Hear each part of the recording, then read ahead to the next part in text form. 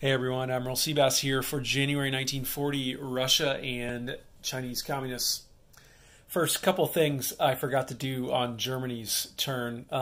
I forgot to give them France's $12, so that is now on the German stack there. Another thing I forgot to do was this torpedo boat destroyer, right? Oops, sorry about that, Germany.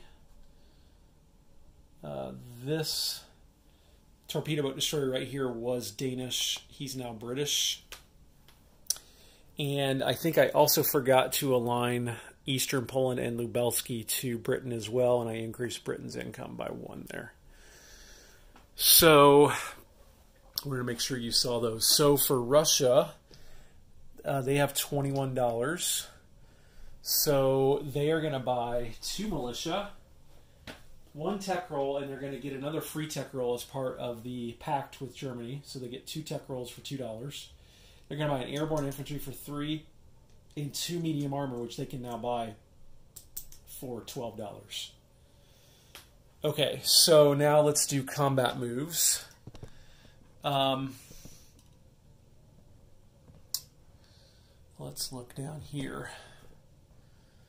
So we're going to hit southern Iran, which has a mountain, 2 regular infantry, and 2 militia. And I think we're going to come in with everything.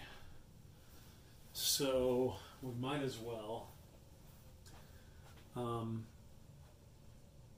Oh shoot, I messed up with Russia's purchase. Let me rethink something here. No, I didn't. We're going to keep it that way, I guess. I wanted to build a rail link here, which I think I'll just do that next turn.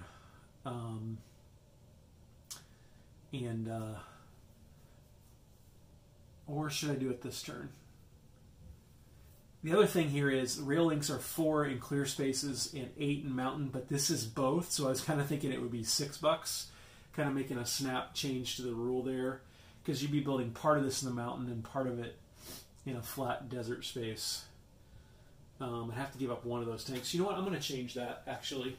We're only going to do 1 tank, and we're going to build that rail link. Hang on. All right. Thanks for hanging with me there on that. So let's move these back here. All this stuff is going to move in. Not the militia, obviously, but all the planes. And those planes will have 3 left in their fuel tank, and that's important because I'm thinking about taking those back to China after this, although I'm not sure about that. I haven't convinced myself yet that Russia should do that because Germany's coming at some point, but we could sort of go back in that general direction if we wanted to. Okay? So there's 1 combat move. None for the Chinese Communists. I thought about it, but they just don't have the horsepower. And they're probably going to delay Japan longer if they don't attack. So I'm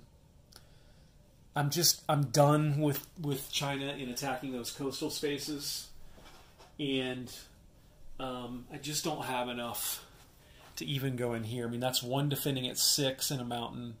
That's 2 defending at 4, and that's 1 first strike at 3. And all they could get in is, I mean, they could get a bunch of stuff in, but then they got nothing behind it. So I just don't think it makes sense. So no combat moves there. Now, over here I do have some. We're going to attack Finland. And so, see this cruiser here? These 3 subs are going to go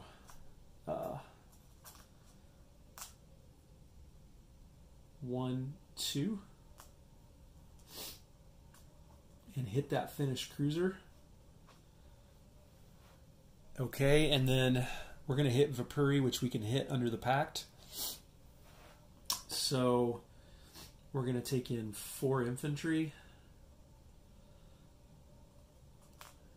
Like that. And they have this fortification here, so let's mark that. We're going to take in this light tank. We're going to take in this cavalry. And we're going to take in these 2 artillery, and I think that's all we can get in. So I'm going to go ahead and move all that to the battle board, and then I will be back. And we'll probably just do the naval battle first, just for fun. Okay, here's our naval battle of the Baltic Sea. And we've got 3 Russian subs, first strike 3 or less, against a Finnish cruiser, which is 6 or less. But if the Russians get a hit on any of these, then the cruiser will not be able to shoot back. So 3 Russian subs, 3 or less. There it is. Actually, they got 2 hits. So that's dead, and it cannot shoot back. So, and by the way, I forgot to do the tech rolls for the Germans. So let's go ahead and do those now. Let me go ahead and pay the $2 to the bank, and we'll get to do 2 tech rolls. Again, a condition of the pact for Russia is they get a free tech roll every turn. So they'll use their free tech roll on wartime economy, 7 or higher. Hey, they got it. Okay, now they really want advanced artillery, so they're going to start that one, stage 1, 7 or higher. Boom. Very nice for Russia.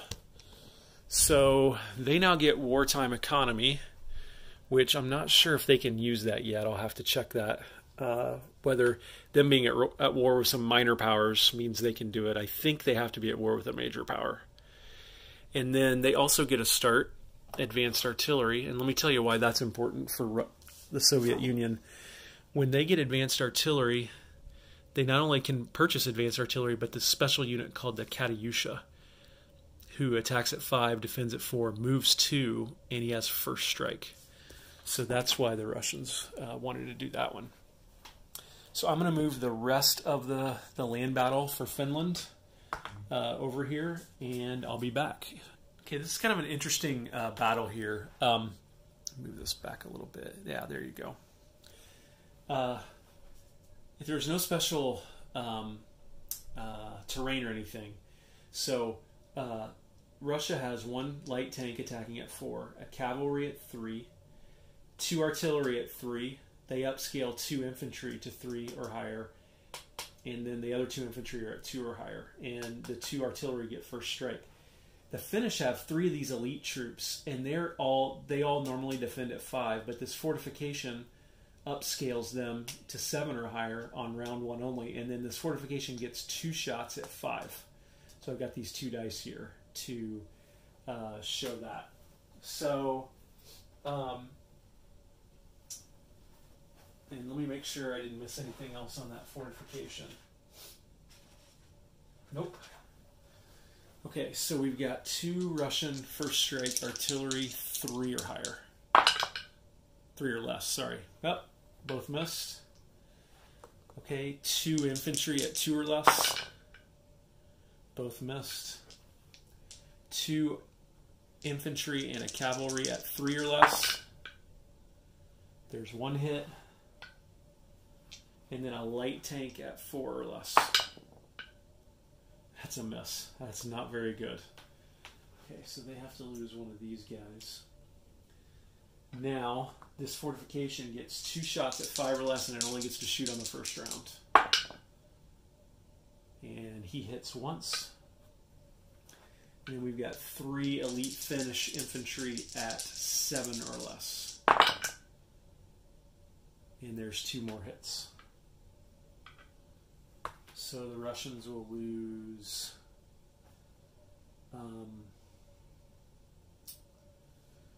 1, 2, and if they lose an artillery, they have to downscale a guy. So they'll lose a guy. Yeah, they'll lose a guy. Okay, so here's, take that guy off. And then we've got 1, 2 artillery, no longer first strike, cavalry, and an infantry all at 3. And then, oh, I forgot, these guys go down to 5. So 4 Russian units at 3 or less. Ooh, nothing. A light tank at 4 or less. Wow, this is going somewhat... I mean, the Russians found a hard time in Finland, right? In real life. So now 2 Finnish elite troops at 5 or less. Nothing. Wow. Okay. 4 Russian units at 3 or less. Nothing. Russian light tank at 4 or less.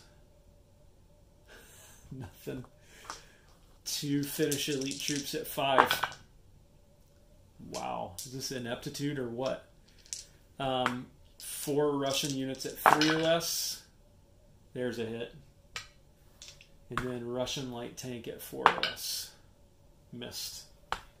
So we'll do that. And then we've got 2 Finnish elite troops 5 or less. Nothing. Wow. All right. 4 Russian units at 3 or less. There it is. So then he shoots back now at 5 or less. He misses. Oh my gosh.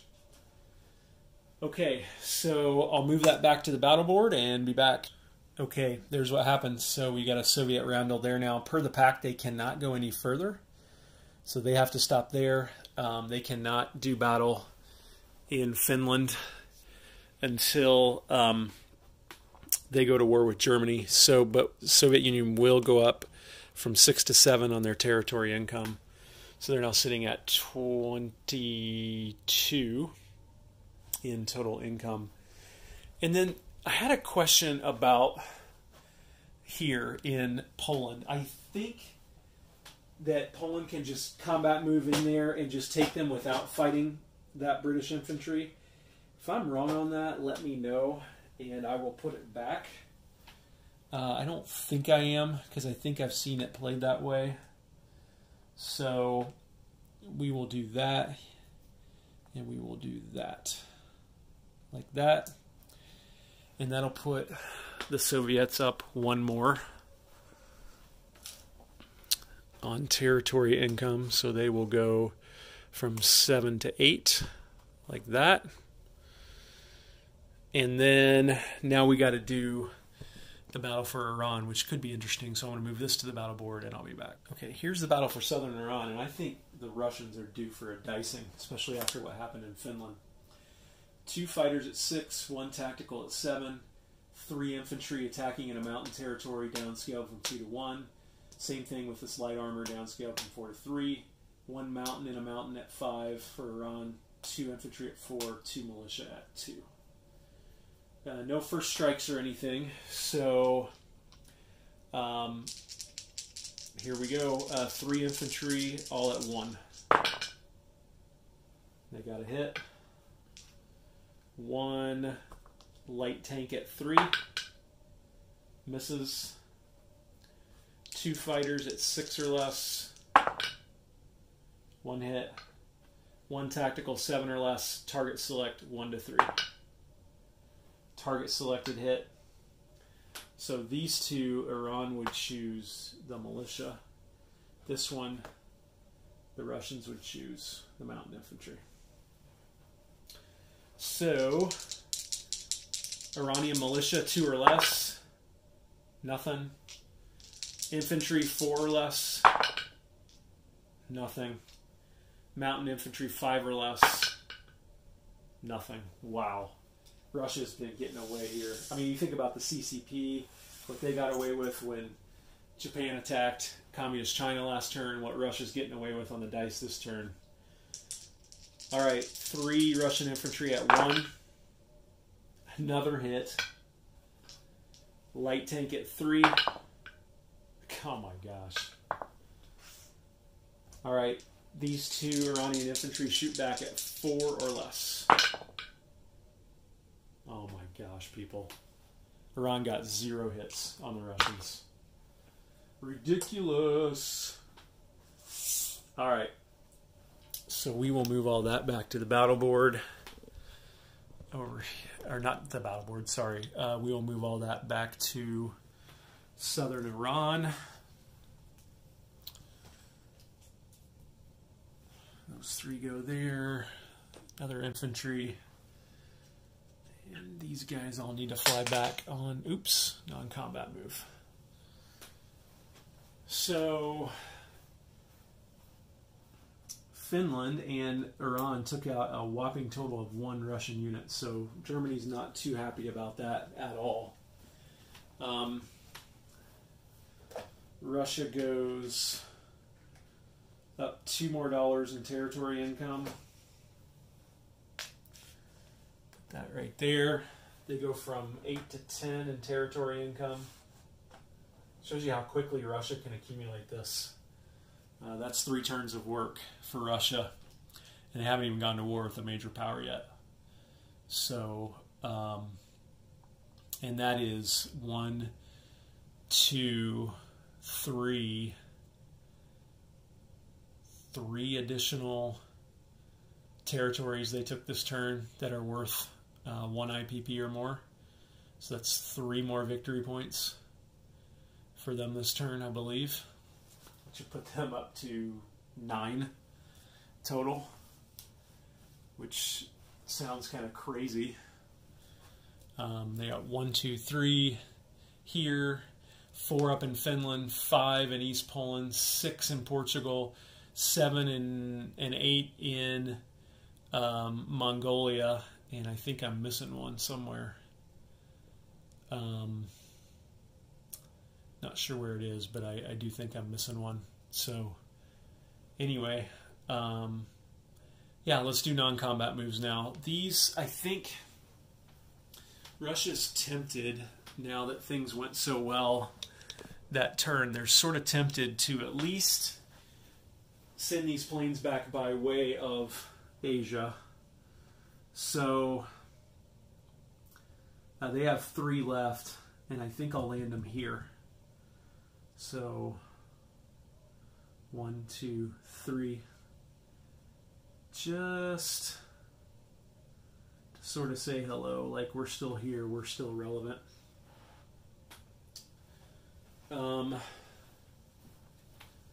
And then I know we got some naval moves up here. Let's see. Yep. So these guys can go, 2 cruisers and 2 destroyers can all go 3. So they'll go 1, 2, 3 into here and just wave at the German fleet on the way by and say, hey, we're all friends, right? We'll never convoy this line here later. And then this guy can go 2, so he's going to go 1, 2, and just hang out here with his destroyer escort there and say hello.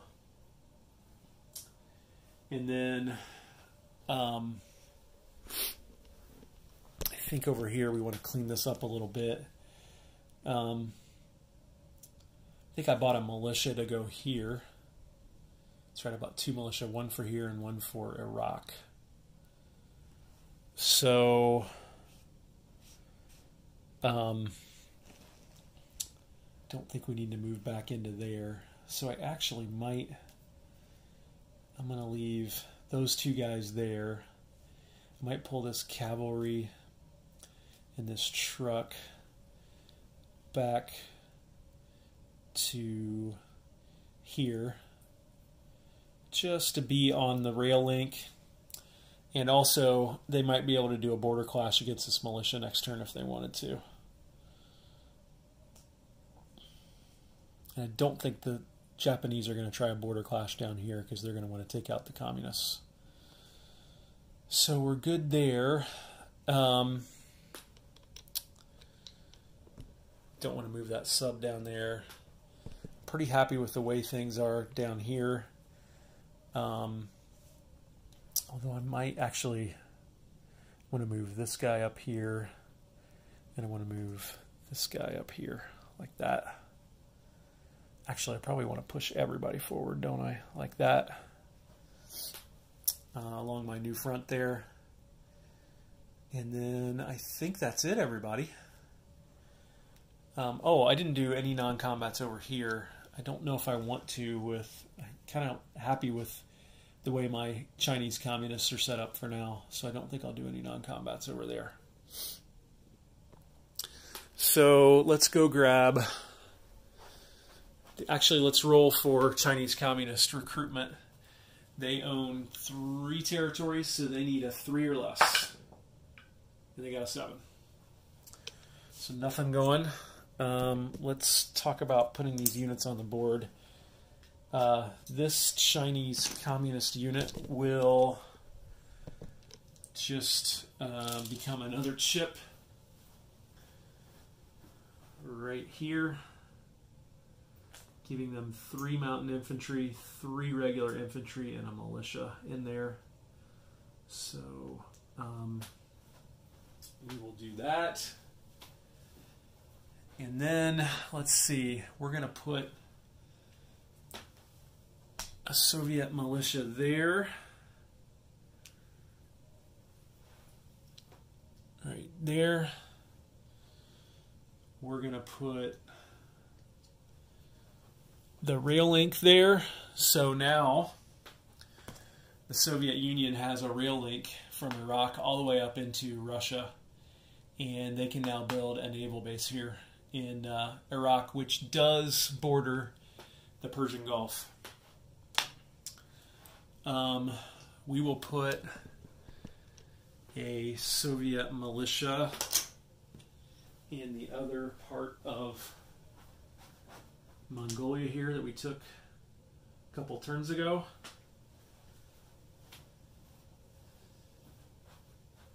And we will put, let's see if we can move this down. Yep. See that air transport in Moscow? Well, he's now got an airborne infantry that can go with him. And then last but not least, we've got a medium tank. And that is going to go in...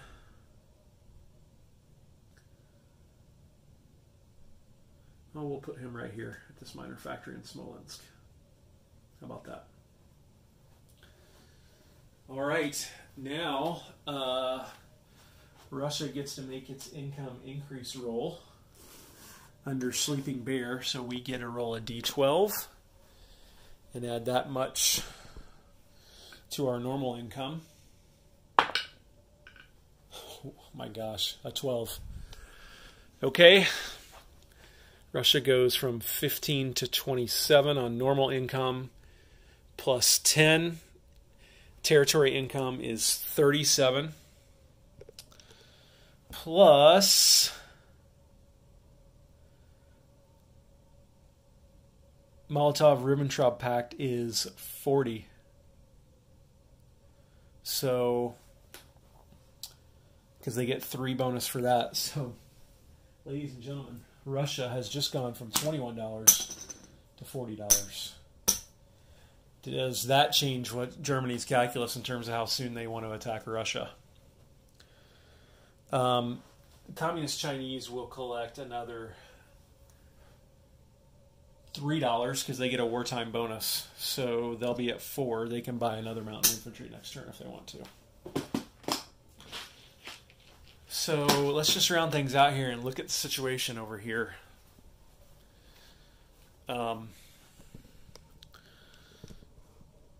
Just look at this from Germany's perspective for a minute. You got a bunch of stuff in here. You got 4 tanks, 5 advanced mechs, artillery. You got about 3 infantry, a light tank. You got a minor factory here. You're going to align probably Hungary or Bulgaria next turn. Probably Hungary so you can get that fighter. You got a minor factory here, you got a minor factory here, you got a major factory here. Do you want to go soon or do you want to wait and let them spend that $40 a couple of turns in a row before you hit them? It's an interesting question. Let's also count up the number of new territories worth 1 IPP or more that Russia has taken out on the board. Vipury's 1. East Poland is 2. Portugal is 3. Iraq, Azerbaijan, Southern Iran is 4, 5, and 6. Right? 2 of these in Mongolia are 7 and 8. And is there a 9th, or did I overcount one for Russia last turn? I must have overcounted for Russia last turn. I think I did. So Russia's got 8. That's 8 victory points. Remember, they get a victory point for every territory that they take that is worth an IPP that they did not start the game with. So I must have overcounted last turn. Doesn't matter how many it's worth, like 1 or 2 or even 3 IPPs. They just get a victory point for it. So they're sitting there at 8. And by the way, Germany got 1 by taking out the 3 territories in Western Poland last turn. So they're at 5. So Russia's looking pretty strong here. Might start building, in fact, probably will start building a naval base in southern Iraq next turn, because then that puts Netherlands, Portuguese East Africa, and maybe harassing the Italians at some point in the crosshairs. So they can't go to war with the Allies until Berlin has fallen, but they could be a threat for the Netherlands and Portuguese East Africa, and maybe Italian Somaliland as well, when and if the Russians and Germans and the Italians get into the war. All right, that was January 1940 for Russia and the Chinese Communists. Hope you all enjoyed. Admiral Seabass signing off.